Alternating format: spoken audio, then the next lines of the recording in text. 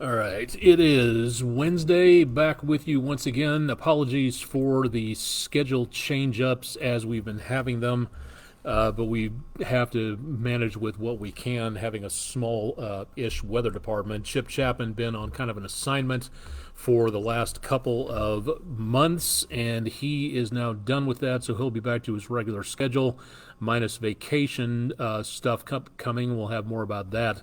I'll be back on the morning show coming up as we go into next week. It looks like we are on so far, looking good for Twitch TV. No problems at all there. Let me just make certain that we're on air with Facebook at this time. For those of you who are just joining us, Twitch or Facebook Live, I'm Chief Meteorologist Austen Onek. This is Weather Overtime, your opportunity to learn a little bit more about what's going on with the weather in and around the area, so not really seeing too much of a major concern again for right now. Big weather news back down to our southeast. We'll talk more about that in the tropics in just a little while. Okay, we are on and we are live, so we are good to go. Just double checking before Facebook hangs up on us again, which has happened more than a couple of times out there. 221 days, give or take, until the total eclipse coming up. We do have an annular eclipse coming up in about October. We'll do more about that coming up tomorrow, so stay tuned for more on that. Again, if you're just joining us and you've never been on here on Twitch TV or Facebook Live, this is our exclusive video weather blog enabling you to ask questions about what's going on with the weather.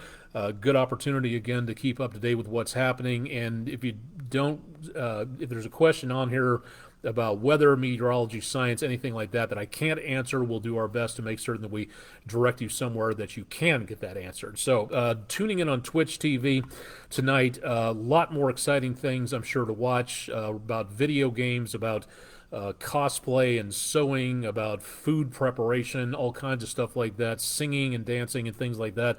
I'm nowhere even close to being that exciting. All we talk about here is weather and meteorology, but again, it's a neat little topic that I have liked for quite some time, so hopefully passing along that to as many people as possible. John Mincy, welcome on Facebook Live from Lafayette, Georgia. Welcome to the show, sir, and still nobody tuning in for right now on Twitch, but we'll see what happens here. And if you got questions, again, for Twitch, drop them into the stream chat, and for Facebook, drop them into the comments section. We'd love to know what you're thinking. Say hi. Again, give us an idea where you're from, what your weather you're experiencing out there. Just we'll take whatever you got. Likewise, pictures. If you've got them, we'd love to see what you're seeing, and we'd love to show everybody else what you're looking at. From Palm Beach, relation to our weekend meteorologist, I'm sure. Not too sure who specifically, but Hannah Heislip from Palm Beach, Hurricane Idalia clouds. And again, this will show some beautiful conditions out there with those just amazing colors of gray. Some people don't like gray because it's too boring, but conditions like this really bring out the beauty in these storms. Deadly and something to make certain you treat with a bunch of respect, no question about that, but still a very beautiful view there. Thank you very much, Hannah, for that picture of the day there.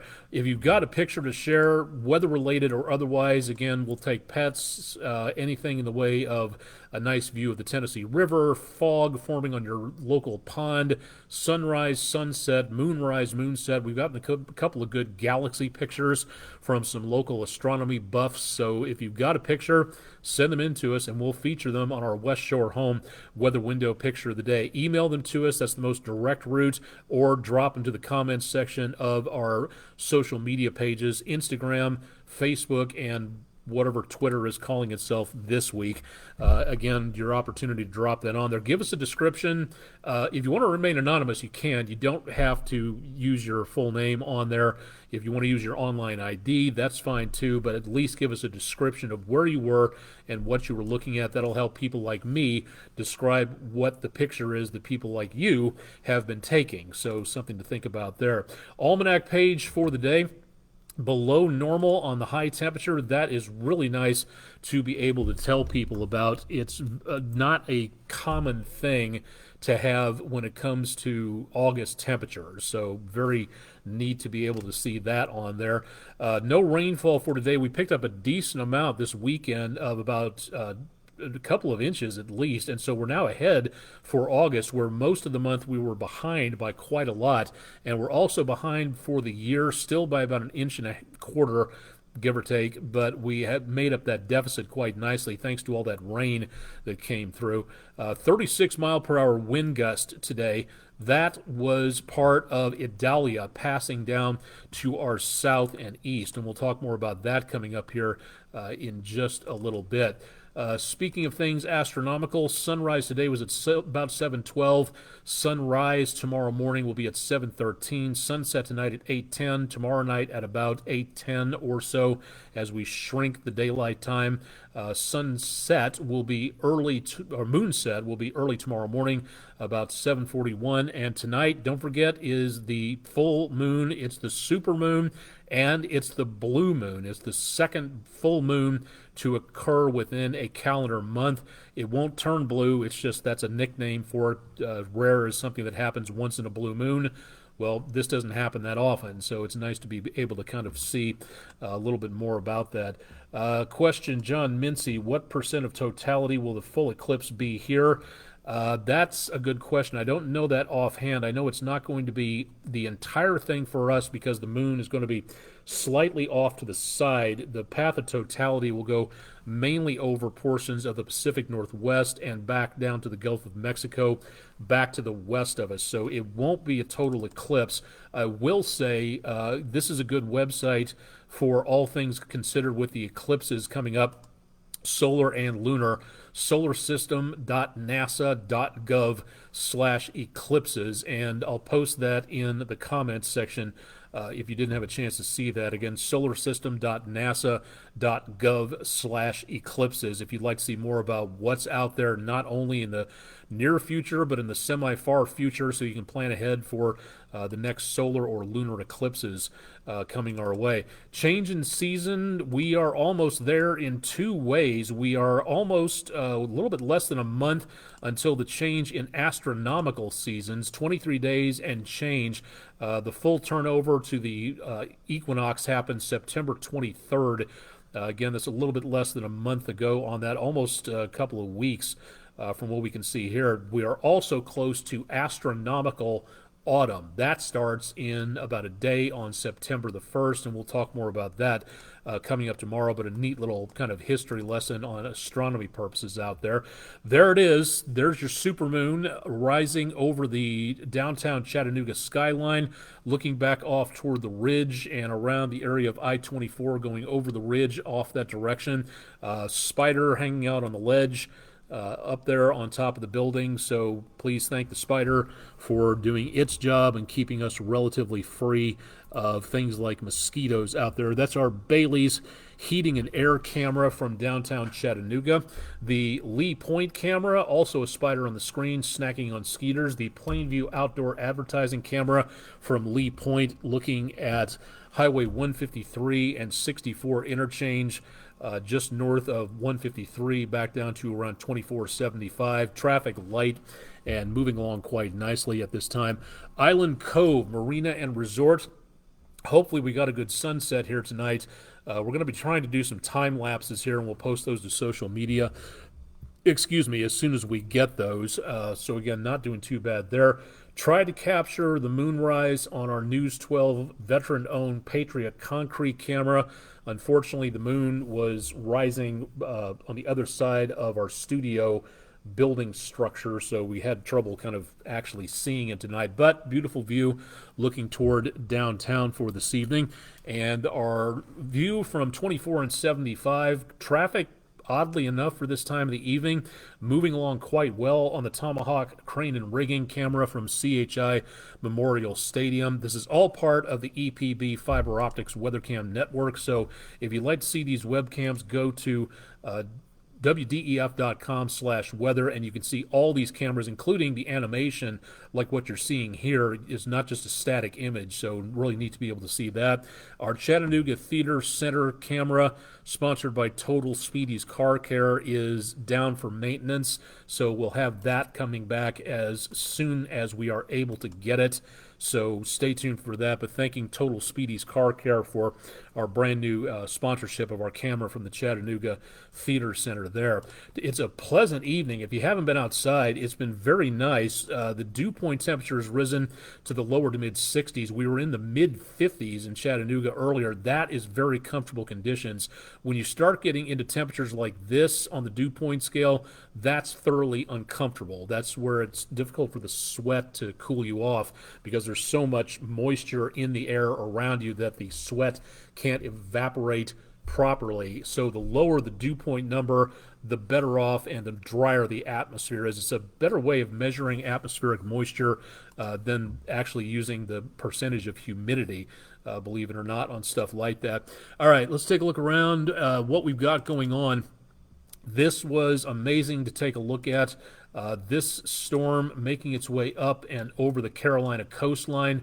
It is a shadow of its former self. Once these storm systems, when they move over the land surface, they lose about 50% of their power when they start making contact with the land, and that's exactly what happened with this thing, to where it was a Category 4 not much longer before it worked its way onshore around Florida, and now it's a tropical storm. It's going to head out over portions of the east coast of the United States.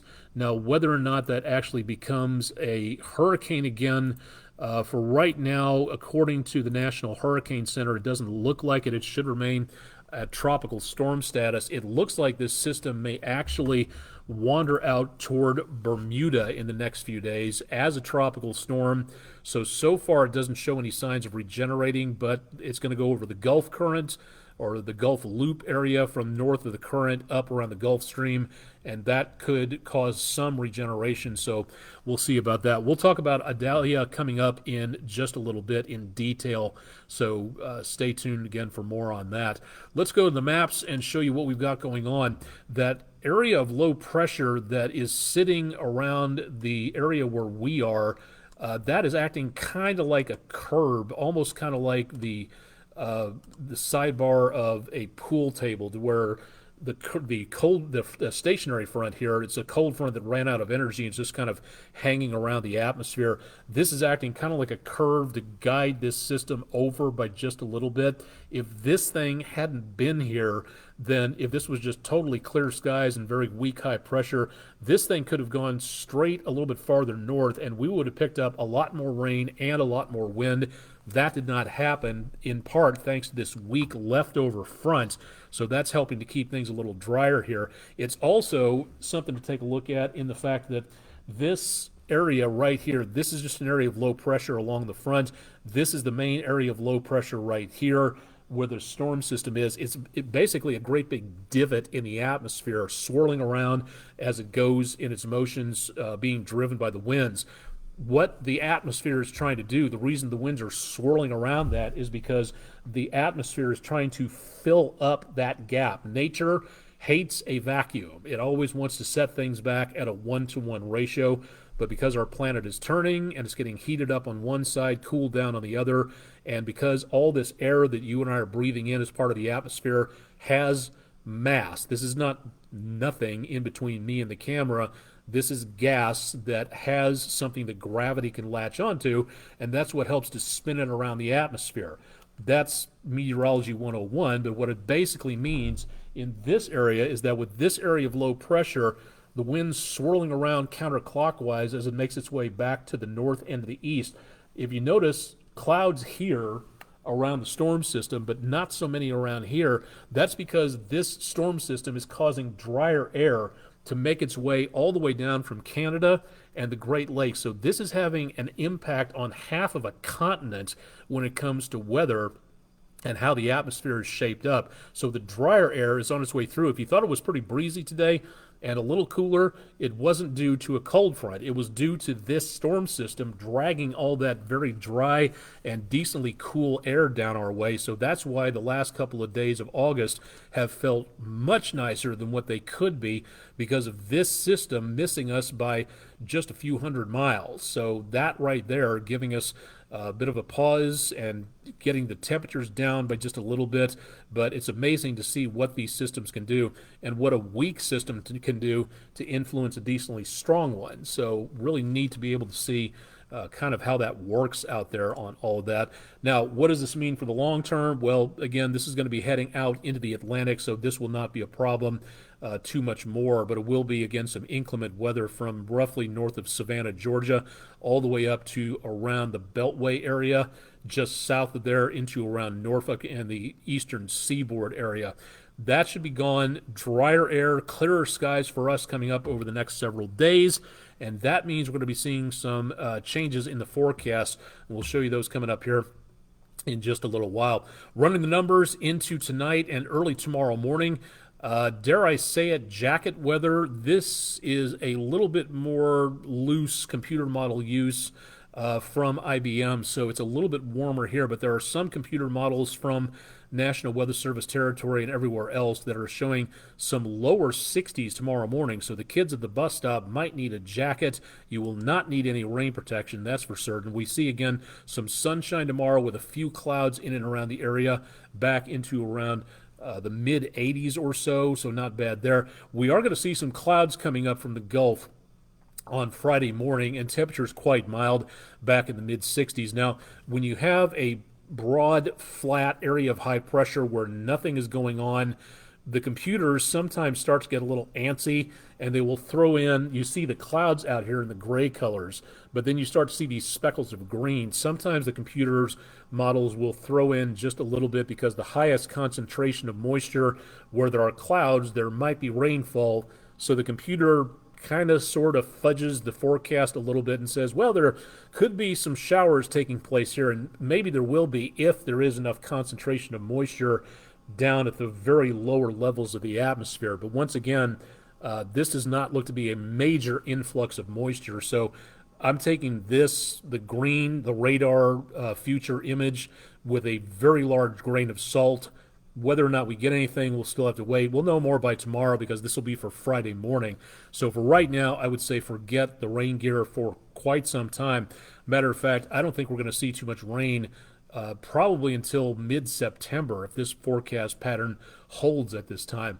Going into Friday afternoon, schools dismissing, the Labor Day holiday weekend begins.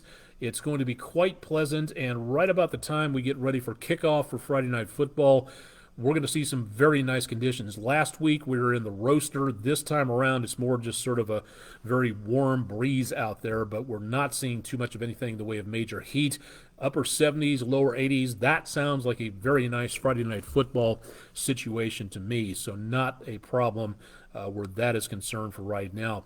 All right, let's go ahead and get into the forecast and show you what we've got going on into the semi-near future, into the weekend and the long holiday weekend at that, roughly speaking, the end of summertime, and we get into and around the holiday itself with numbers. This is about normal for about Saturday into Sunday, upper 80s to about the upper 60s for lows and upper 80s for high temperatures. That, again, is pretty much right where we should be for this time of the year. Below normal in August, that's nice. Right about normal, we can take that as long as it doesn't get too much hotter. We'll be getting much warmer into the middle section of our foreshortened week next week, going back to school or work on Tuesday through Friday. Looks like we'll be in the lower to mid 90s. So yes, there will be a warm up, but no, right now it does not look to be anything in the way of a major heat wave coming on through. There are signs from the Climate Prediction Center that we could see that temperature sticking around through the second week of September. Whether or not that happens, it's a little iffy for the time being, so we'll keep you up to date on that as we go along. But in the meantime, total goose eggs when it comes to rainfall. That dry air dragged south by the hurricane is going to keep us very much on the dry side, and I don't see anything in the way of rainfall really realistically through about the end of next week. possibly into mid-September if everything holds. We need to have a major atmospheric shift to get any moisture in here for that. And yes, that includes that weak sauce chance of moisture that you saw on the forecast model run just a few minutes ago. I just really don't see anything out there applying to that at this point. So definitely some good news where that is concerned. But looking good overall for the entire holiday weekend. So hopefully you have a safe one and enjoyable out there. So please be careful. As Sergeant Phil used to say, let's be careful out there. All right, let's take a look at Idalia. It is, again, crawling up toward the Carolinas and into South Carolina at this point in time. Winds have dropped to below hurricane strength, so it is a tropical storm and not a hurricane, a very powerful hurricane. Wind gusts are still 85 miles per hour, so we are looking at a pretty good system with a decent amount of strength out there. So it is possible that we're going to be seeing a lot of travel problems up around Conway, Charleston, and back into southeastern North Carolina. That's a lot of directions in one state location there. But for right now, Idalia, once it moves off the coast, will no longer be a problem. If you're planning on heading anywhere within this particular location into and around portions of that area between the Panhandle and the peninsula of Florida, might be an area to avoid at this point in time between there and, say, Savannah, because that's where the worst of the storm came on through. Communications may be out, basic services may be out, construction, debris clearance may be in full force, so this is not really an area you want to be heading into immediately, so may want to try to postpone that at this point in time. But here's the good news, and what we're seeing in the way of problems from Franklin, which was just about 24 hours ago a major Category 4 storm. We still look to be about Category 3 almost. It's just below that at Category 2. Winds of about 110 miles an hour, wind gusts to 150, but this also making its way out and into the Atlantic. So these two storms are not posing any major problems at this point in time. We still, from Idalia's passing, might see it starting to ebb a little bit, but it is possible that we could get some breezy winds tonight, 10, 20, 30 miles per hour at times. It's not enough for the National Weather Service to issue a wind advisory, so it doesn't look like a problem, but that's where the main source of winds is going to be a problem over here. We should not see too much of anything, but there could be some choppy driving out there on the roadways, so please consider that. All right, let's go out a little farther and into the tropics. Again, we have two storms of note, Idalia and Franklin. That's about it. So we're decently quiet for the time being. The main thing to take a look at for right now is basically to say what else is going on out there. We haven't even hit the halfway point of hurricane season. That happens in about a week and a half, almost 2 weeks. Comes up on about September 10th.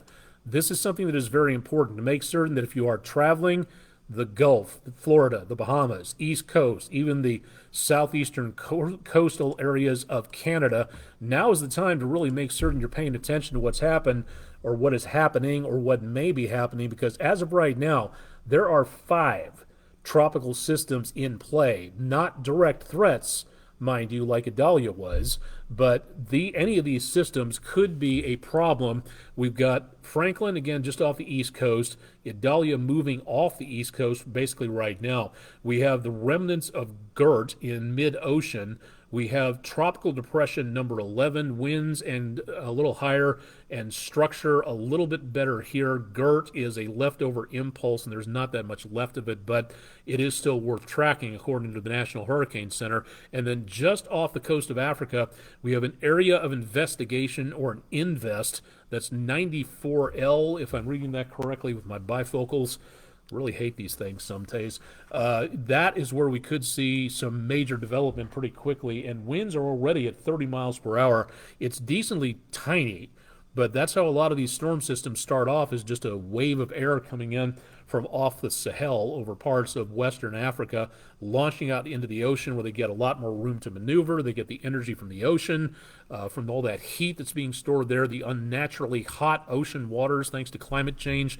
This is something that could be a problem. It's still well over a week and a half to 2 weeks away from the United States, the Gulf, or the Bahamas, but it is moving in that general direction inexorably. Whether it curves up to the north like Gert and 11, or if it makes its way all the way across the ocean, that remains to be seen. But for right now, all of these bear watching at this time.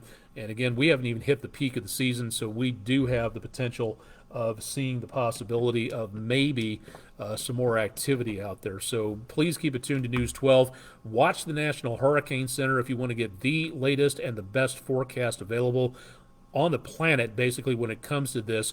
These forecasts, this tracking mechanism is all due to the fact that we have monitored and studied weather and storms like this for decades. And because of the fact that we have used science and mathematics and all sorts of research methods, we now understand these a lot better. We can see them coming days and weeks ahead thanks to our satellites and thanks to the computer algorithms that have been written and researched.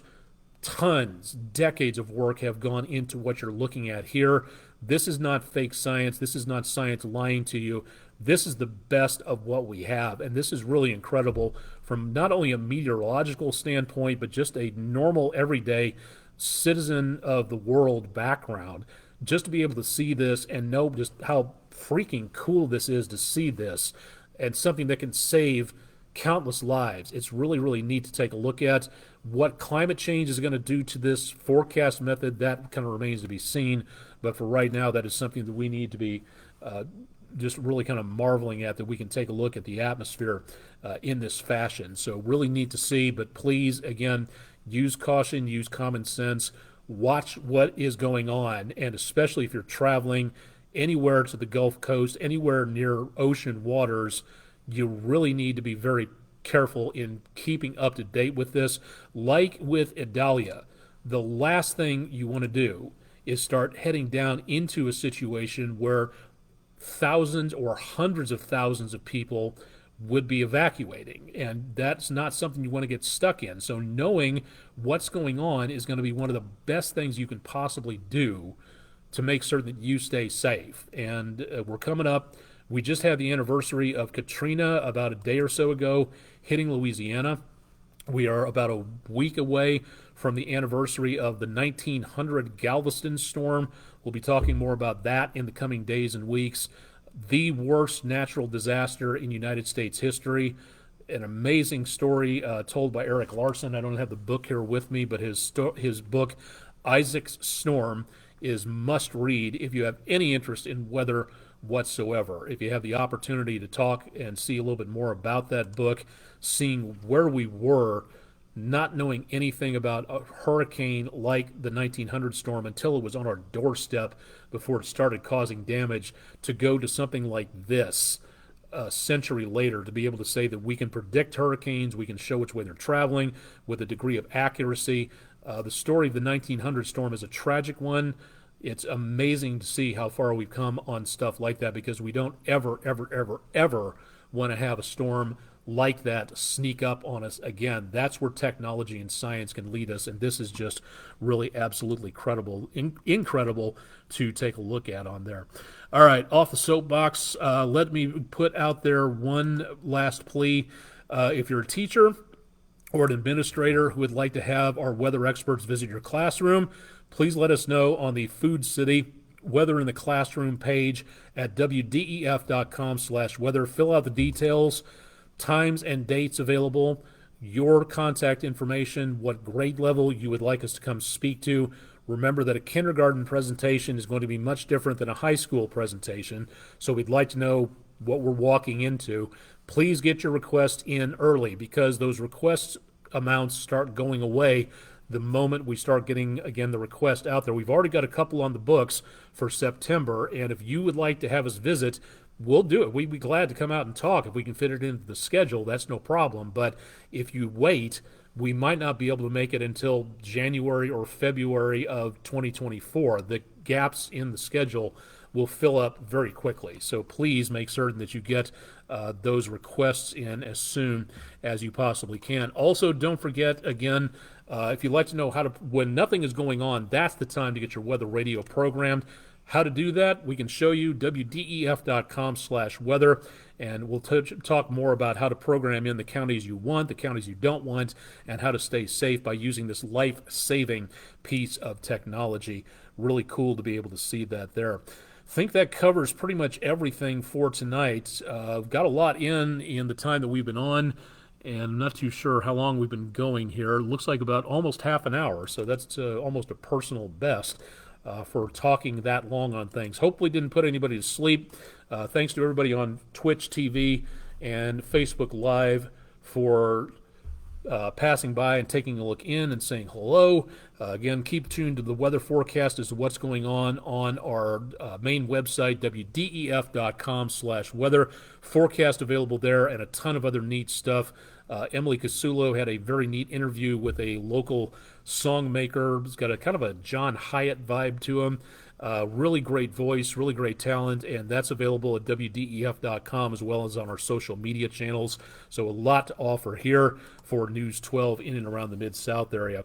That should wrap it up. I'm Chief Meteorologist Austen Onek. You have been watching Weather Overtime, our online exclusive video weather blog for the area for Wednesday, the second to last day of August. Chip Chapman will be back in the morning with the forecast bright and early on 5 a.m. Thursday Eastern Daylight Time, and I'll be back with the evening show coming up tomorrow for more details on that. Stick around for that, and of course, meteorologist Todd Heislip coming up later on this weekend. Stay tuned for more with News 12 on air and online, and we'll see you coming up on Thursday. Thanks for joining us.